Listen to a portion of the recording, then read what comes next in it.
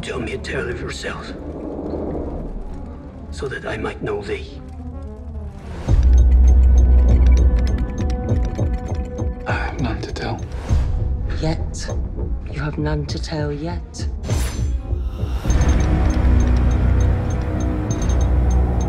I fear I'm not meant for greatness. We all fear, but fear can be a gift. I'm Norm Wilner. I'm with Now Magazine. Lovely to see you both again. How's everything going? Good, pretty good. We only have 4 minutes, so I'll do this really quickly, which is weird because what I want to ask about is the concept of slow cinema and how you attenuate your performances to what Lowery is doing, because it's such a specific tone and such a sort of a cautious experience for the moviegoer. I'm used to his films, and to see it applied to an epic like this and to see things just move so carefully and deliberately was really gratifying. I kind of admire that approach to it. But as actors, is there an adjustment period? I mean, do you have to work to capture that? Go for it, Joel. No, look, I'm lucky enough in this particular instance to work with somebody that I think is very in control of what they do. And I just hand myself over and say, tell me what to do, and tell me how far to collaborate and trust and just be a part of an incredible experience. So to me, it's really about the handing over and giving of trust.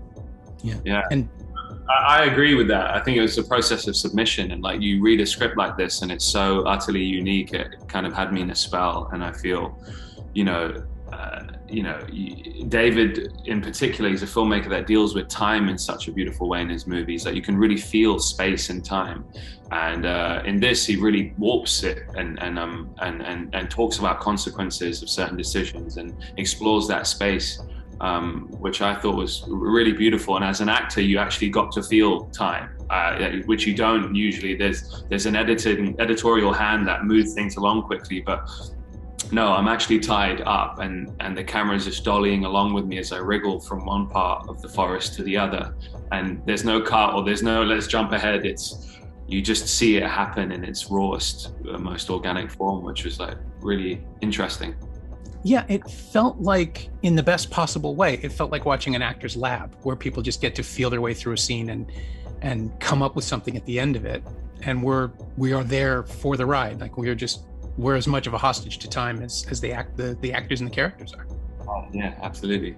Yeah, it does feel like, you get to explore something on screen that, there are times on set where you definitely feel like we're just here to tick boxes. Like, let's get this shot, let's get this shot, let's get this shot. Rather than someone who's actually just willing to kind of go, okay, you teach me as much about character as I can teach you, and let's explore this scene and let's allow things to kind of move and allow the actual shoot to teach us how to keep going, so that there's no sense of ticking boxes. It's like new boxes are appearing. You go, well, how do we color in this box, And Dev, I did want to ask one other thing in terms of the film's depiction of time, without spoiling anything for anyone watching. There is a sequence at the end where we get to sort of imagine an older version of Garvin, and we get to see you. And I don't want this to sound condescending, but you've always been so youthful, and it's just so weird to see you as like the sort of silver fox version of yourself that you become at the end. Was it odd for you? I mean, I don't think you've ever played anything approaching that level of like literal age. It was really quite confronting, actually, as the makeup was being put on, and it was hours of a wonderful team of threading each gray hair into my moustache one by one, in my beard. But it kind of I spoke to David a lot about that, and physicality and stillness, and trying to find a man that's a bit weathered by the weight of expectation, and finally getting everything that he wanted, and at what cost. So we wanted to find someone that, just in the way he sat and the darkness, he has this kind of cloud above his head. It was kind of, I don't play those characters because I'm generally quite a hyperactive, being normally. So it was a treat.